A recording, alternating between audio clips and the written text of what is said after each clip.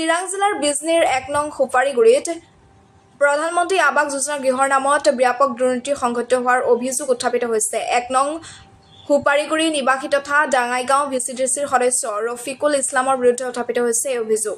উত্থাপিত অভিযোগ অনুসৰি UPPL দলৰ সদস্য তথা ডাঙাইগাঁও ভিচিডিচিৰ সদস্য ৰফিকুল ইছলামে ১ নং সুপাৰীগুৰি নিবাসী ইমাম মুছলি নামৰ ৫৫ বছৰীয়া দৰিদ্ৰ লোকজনৰ জব কাৰ্ডৰ ID শহীদ মণ্ডল নামৰ আন এজন লোকৰ নামত ব্যৱহাৰ কৰি অবৈধভাৱে প্ৰধানমন্ত্ৰী আৱাস যোজনা গৃহ আবণ্টন দিয়ে। ফলত জব কাৰ্ডৰ প্ৰকৃত হিতাধিকাৰী ইমাম মুছলি প্ৰধানমন্ত্ৰী আৱাস যোজনাৰ গৃহৰ পৰা বঞ্চিত হয়।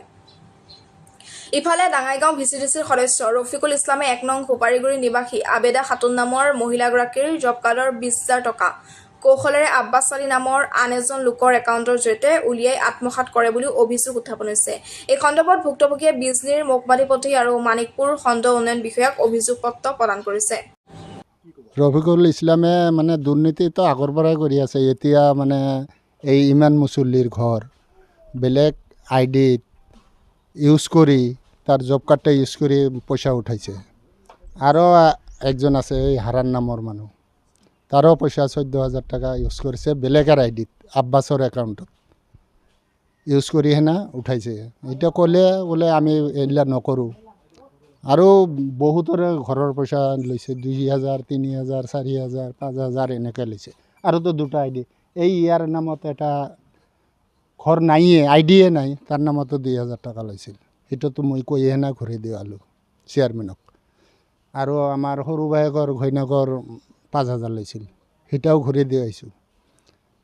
আৰু ইফালে হীৰকজ্যোতিও আছে মেম্বৰ, ৱাৰ্ড মেম্বৰে, তাইও এনেকুৱা কৰি আছে দুৰ্নীতি। সিটাৰ কাৰণেও কমপ্লেইন কৰি আছোঁ। গেছিলোঁ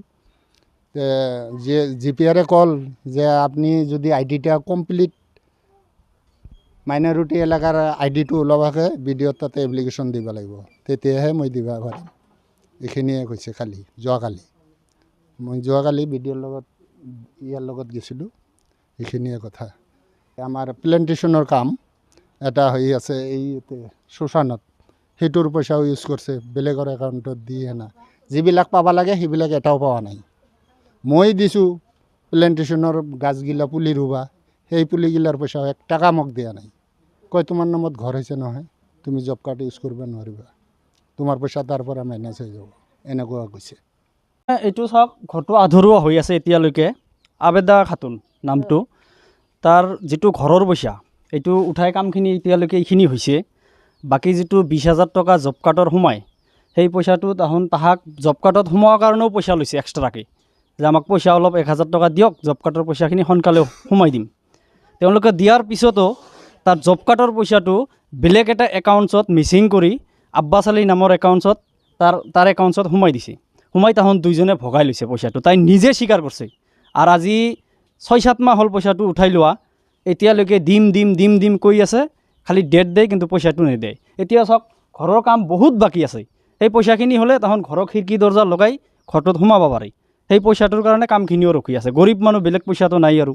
সেই গতিকে এইখিনিয়ে যাতে মেম্বাৰে এই দুৰ্নীতিবিলাক বন্ধ কৰে।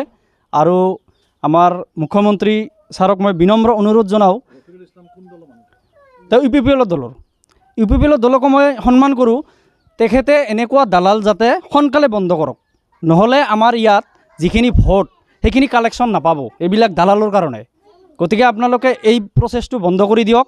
আৰু হিমন্ত ছাৰক মই বিনম্ৰ অনুৰোধ জনাওঁ যে PM ঘৰৰ যিটো পইচা দুখীয়া মানুহৰ, এই পইচাখিনি যাতে এনেকৈ মেম্বাৰবিলাকে নাখায়। এনে খুজি খাওক ৫০০,০০০ টকা, এইটো বেলেগ কথা। আপোনাৰ বেলেগ একাউণ্টৰ পইচা, বেলেগ জব কাৰ্ডৰ পইচা এনেকৈ সোমাই খাই আছে, সেইটো যাতে উচিত তদন্ত কৰি এইটো ব্যৱস্থাটো লয়। এইখিনিয়ে মোৰ ক'ব।